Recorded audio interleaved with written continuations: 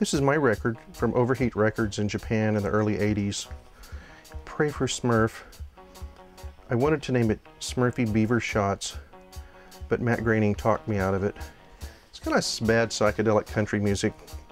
Back in the 70s, I started painting in this format on heavy watercolor paper with acrylic, and I'm still doing it 30 years later or 35 years later. All my stuff starts in sketchbooks.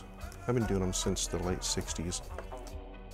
There's like a ceiling idea for a light show of like floating helium balloons above a perforated ceiling that has air jets that can like blast the balloons, and then it lets in light from above, you know. I worked as a janitor at an insurance building, and then I worked at a printing place, a dot etcher at a color separation place for a year in Dallas after school.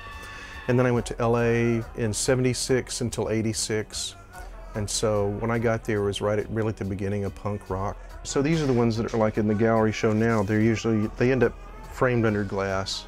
And so it's nice that way, but it's also nice that they have a nice surface. So when you see one on canvas, you're actually seeing it without glass in front of it, which is kind of nice. Here's another old sketchbook. It looks like it's hundreds of years old, but it's not. It just got wore out from handling too much. At art school, I'd been drawing this kind of like jaggedy type of style since about '72, and couldn't find a place for it. And then when punk came out, I saw Slash magazine, and it looked like the same kind of stuff. You know, it was like black and ripped up and black and white. And so then after that, it had a place to be. I have this character Jimbo, who's a punk rocker.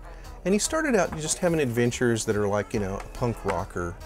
But over the years, I guess I decided nobody was reading this. And so I would just amuse myself with it. And so it's gotten stranger and stranger. For 10 years, I've been drawing this monthly strip in a Japanese reggae magazine called Rhythm. It's a surrealistic strip, and it's kind of like more poetic than literal in a way. And I kind of think up the story every month, and then I typically kind of don't tell the story.